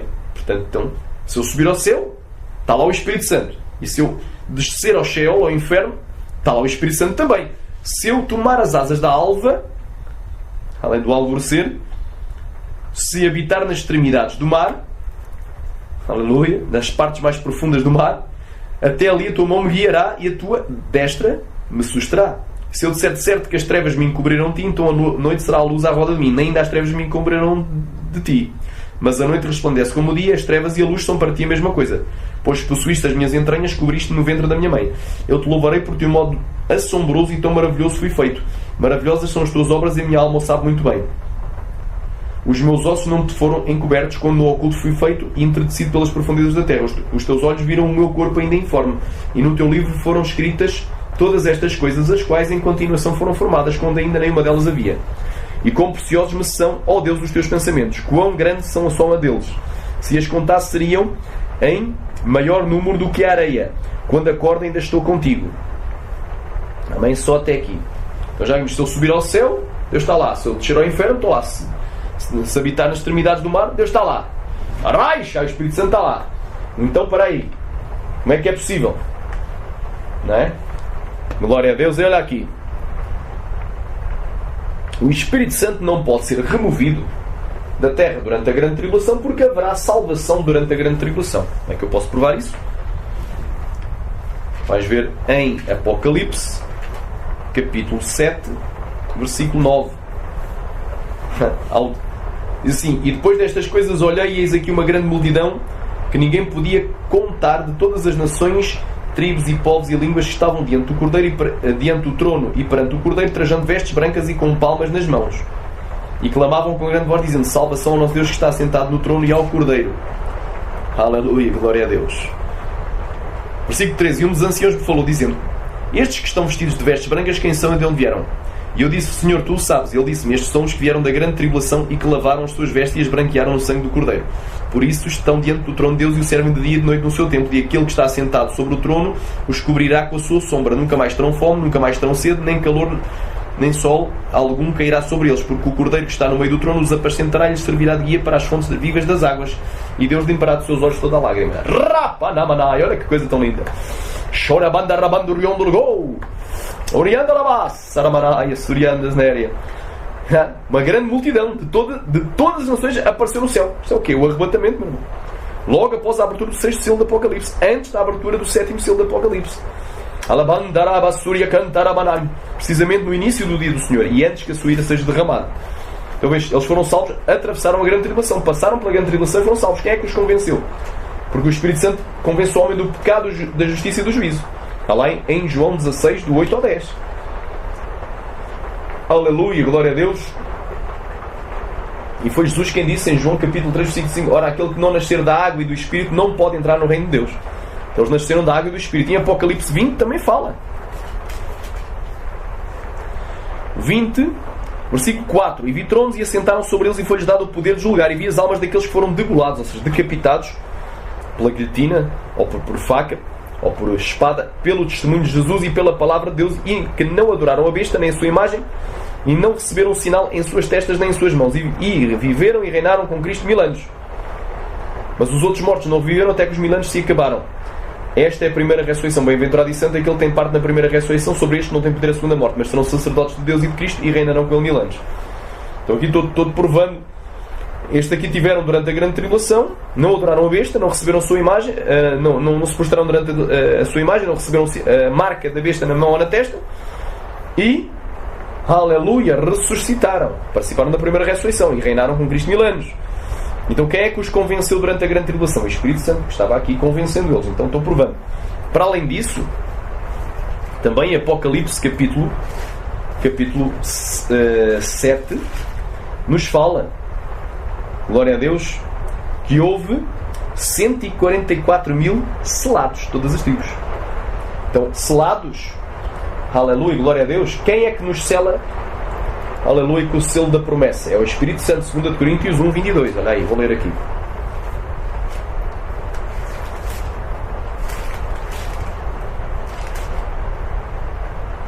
Diz assim, o versículo 21, mas os que nos confirma convosco em Cristo e o que nos ungiu é Deus. Então Deus nos unge, o qual também nos selou, nos marcou com o selo, é uma marca de posse, e nos deu o penhor, que é a prova, a garantia do Espírito em nossos corações. É bem claro. Estes 144.000 selados têm a presença do Espírito Santo. As duas testemunhas de Apocalipse, capítulo 11, também são os dois ungidos, os dois castiçais, os dois candelabros, estão cheios de azeite, cheios do Espírito Santo, para profetizar e para fazer sinais e milagres. Então como é que o Espírito Santo foi removido da terra? E estes vão profetizar 1260 dias, a segunda metade exatamente da 70ª semana de Daniel, que inclui a grande tribulação e inclui o dia do Senhor.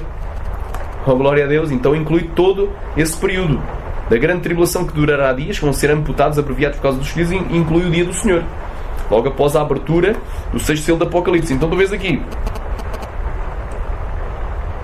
glória a Deus, olha o que é que diz aqui: e darei poder às minhas duas testemunhas, que profetizarão por 1260 dias vestidas de saco. Estas são as duas oliveiras e os dois castiçais que estão diante do Deus da terra. Para isso são as duas testemunhas, são os dois profetas, meu irmão. Eles só profetizam pelo Espírito da profecia, pelo Espírito Santo. Eles são duas oliveiras, estão cheios de azeite, cheios da glória, cheios do Espírito Santo. Como é que o Espírito Santo foi removido? A última prova, que não é o Espírito Santo, e depois já vamos discernir quem é que realmente detém quem. A última prova está em Mateus capítulo de número 10. Mateus capítulo número 10, versículo 20.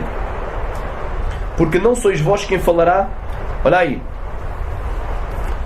Mateus capítulo 10, versículo 20 é uma palavra paralela a Mateus 24, a Marcos 13, a Lucas 17, a Lucas 21 e a João 16, que fala precisamente do período, não é?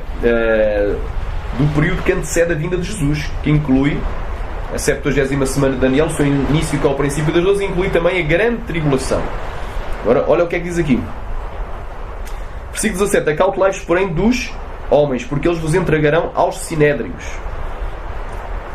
ou seja, aos tribunais, e vos açoitarão nas suas sinagogas, e sereis conduzidos à presença dos governadores e dos reis por causa de mim, para lhes servir testemunha a eles e aos gentios. Mas quando vos entregarem, não vos dei cuidado como ou o que haveis de falar, porque naquela mesma hora vos será ministrado o que haveis de dizer, porque não sois vós quem falará, mas o Espírito de vosso Pai que fala por vós.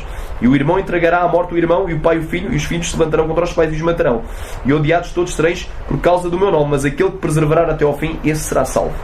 Exatamente uma palavra paralela, exatamente igual a Mateus 24, fala do período da grande tribulação. Então o Espírito Santo vai falar pela boca dos cristãos que estiverem sempre seguidos. Agora vamos aqui ao a Marcos capítulo 13, versículo 11, e diz assim, o 13 versículo 11, glória a Deus. Olha que é a mesma palavra. Versículo 9. Mas olhai por vós mesmos, porque vos entregarão aos concílios, ou seja, aos tribunais e às sinagogas, e sereis açoitados e sereis apresentados perante os presidentes e reis por amor de mim, para lhes servir de testemunho. Mas importa que o Evangelho seja primeiramente pregado a todas as nações. Quando depois vos conduzirem e vos entregarem, não estejais ansiosos de antemão pelo que haveis de dizer, nem premediteis, mas o que vos for dado naquela hora, isso falai, porque não sois vós que falais, mas o Espírito Santo. E o irmão entregará à morte o irmão, e o pai o filho, e levantar-se os filhos contra os pais e os farão morrer, e odiados por todos, e sereis odiados por todos por causa do meu nome, mas aquele que perseverar até ao fim será salvo. Ora, quando depois virdes que a abominação do assolamento de que foi produzida pelo Daniel o profeta, estando no lugar onde não deve estar, quem lê entenda. Então os que estiverem nas aldeias fujam para os montes. Então quer dizer que alguns vão ter que fugir, que é para não ser torturados e mortos. Nem todos morreremos, mas todos seremos transformados. Disse o apóstolo Paulo, nem todos dormiremos. É bem que lá, este é o período da grande tribulação, meu irmão. É o Espírito Santo que vai falar. Porque diz assim, não vos preocupeis, diz assim, não premediteis, nem deis ansiosos ante o que haveis de dizer, mas o que vos for dado naquela hora, isso falai, porque não sois vós que falais, mas o Espírito Santo. Então como é que o Espírito Santo é removido perante a grande tribulação? Não está cá, está. Já vimos, irmão, que estão-te ensinando mentiras nas igrejas. Estão-te ensinando mentiras nas igrejas. Aleluia. Glória a Deus. Nós já vimos que é impossível, glória a Deus, ainda referente aos ungidos, a Bíblia diz em 1 João capítulo 2, mas vós tendes a unção do santo e sabeis tudo. Então eles só podem ser os dois ungidos, os dois castiçais, as duas oliveiras, as duas testemunhas, aleluia, os dois ungidos, porque têm a unção do santo, do Espírito Santo. Aleluia. Glória a Deus. Então já provei aqui, não é a igreja aquele que o detém. Não é a igreja. Porque a igreja não pode impedir o anticristo de manifestar. Porque é assim, para que Jesus venha e arrebate a igreja, o anticristo tem que se manifestar primeiro. Ninguém de maneira alguma vos engane, porque não será assim. Não será assim o quê? A vinda de Jesus para o arrebatamento. Não se dará sem que antes venha a apostasia e se manifeste ao bocado do fim da perdição. Então a igreja não pode ser. Não é o Espírito Santo. Então quem é que detém o anticristo? Quem é que impede? Quem é que restringe a ação do anticristo? É bem fácil, meu irmão. Eu aponto, é assim, eu não vou estar aqui a ler, porque seria muito exaustivo, mas praticamente todos os primeiros pais da igreja primitiva, ou seja, os primeiros líderes cristãos da igreja de Jesus Cristo na Terra, durante os primeiros 3, 4 séculos em diante, criam que o que o detém era o Império Romano. O Império Romano tinha que chegar ao fim para que se fosse dividido. E o que o detém era aleluia, glória a Deus, o Imperador. Portanto, eles diziam que o Império Romano tinha que acabar, ser dividido e acabar também o imperador para que viesse o anticristo. Isto era o pensamento de Hipólito, Policarpo, Tertuliano. Portanto, eles pensavam que o que detinha, o que estava impedindo o anticristo de vir era o Império Romano e o imperador. O Império Romano, o impessoal, e aquele que o detém, o imperador. Amém? Não vou estar aqui a dar citações, mas tu podes pesquisar sobre os pais da igreja primitiva, o que é que eles pensavam. Todos eles pensavam que a igreja iria, de facto, sofrer a tribulação, iria passar pela tribulação e iria enfrentar o anticristo, e só depois é que Cristo viria para buscar a sua igreja. Portanto, esse era o pensamento, e a interpretação que eles davam a esta parte é o que tem é o Império Romano. É certo, irmãos, que para que o anticristo seja manifesto, o Império Romano, o antigo, teria que se findar, mas vai haver um novo Império Romano. É isso que eu quero falar, e isso acontece.